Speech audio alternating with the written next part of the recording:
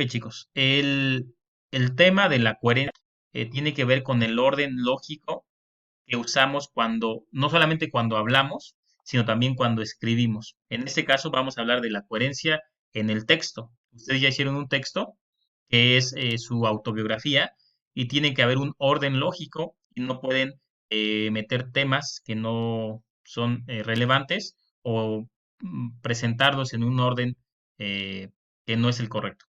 Ok, aquí primero que nada tenemos que saber qué es un texto. Normalmente usamos la palabra texto para referirnos a letras, pero en el curso de taller de lectura y redacción, un texto se refiere a algo que engloba un mensaje completo, una idea completa y mantiene una unidad temática. ¿Qué quiere decir esto? Que hablan de un solo tema. Por decirlo así, ustedes cuando escribieron su autobiografía, no se pusieron a hablar de ustedes y de repente acerca del COVID-19, porque ya no sería coherente. Entonces, un texto engloba un mensaje completo, tiene una idea general y mantiene una unidad temática, o sea, un solo tema. Bueno, eso es un texto. Ahora, la coherencia en el texto es muy importante porque ustedes tienen que identificar lo más importante que tienen que poner en el texto. Para eso ustedes tienen que, como dice aquí el punto número uno, seleccionar lo relevante y desechar lo irrelevante. O sea, qué información entra, qué información es importante meter y qué información no es tan importante meter. Nuevamente uso el ejemplo de su autobiografía. Algunos pusieron, yo nací en tal lugar, tengo tantos familiares y estoy estudiando esto y pienso hacer esto a futuro. Tiene coherencia. Pero si alguno de ustedes por ahí empezó a describir a su perro, ay, tengo un perro que se llama así y tiene tantos años y se empiezan a ir por otro lado, su texto perdería la coherencia porque empiezan a meter o guardar cosas irrelevantes. Algo irrelevante es algo que no da lugar o que no tiene que ir en ese texto. Entonces, primer punto, hay que seleccionar lo relevante y desechar lo que no es relevante. Punto número dos, normalmente todo tiene un orden lógico, es una introducción, un desarrollo y una conclusión.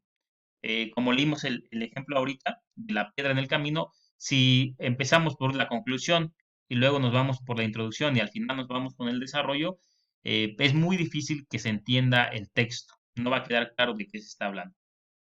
Y tercer punto, es muy importante que haya unidad entre las partes del escrito, es decir, el orden de las ideas, o como le conocemos, un hilo conductor en el escrito. Ya dijimos que si estamos hablando de un tema, haya algo que nos guíe durante ese tema y no nos vayamos por otra idea, otro tema o otro aspecto, ¿sale? Sino mantengamos un hilo conductor, ¿de acuerdo? Esos tres puntos son muy importantes para que sus textos, y no solamente de taller, sino cualquier texto que ustedes hagan, incluso sus mensajes que ustedes manden, o escritos que ustedes realicen, e incluso sus pláticas que ustedes tengan coherencia y no sean de forma, por decirlo así, que no tengan sentido. Ok, errores que a veces hay cuando no hay coherencia en un texto. Primero, cuando no usamos bien las comas, los puntos, hay problemas de coherencia. Por eso el primer error que se comete a veces es una puntuación inadecuada. No usamos correctamente el uso de la coma, el uso del punto. Recuerden, cuando ponemos una coma donde no tiene que ir o no ponemos una coma donde sí debe ir, puede que se interprete mal a lo que conocemos como ambigüedad. ¿De acuerdo? También puede que haya contradicción de ideas cuando estamos intentando defender una postura o intentando convencer a alguien de algo y de repente decimos o exponemos una idea totalmente diferente, nos estamos contradiciendo y por lo tanto eso es un problema de coherencia cuando hay ideas que se contradicen dentro del mismo texto.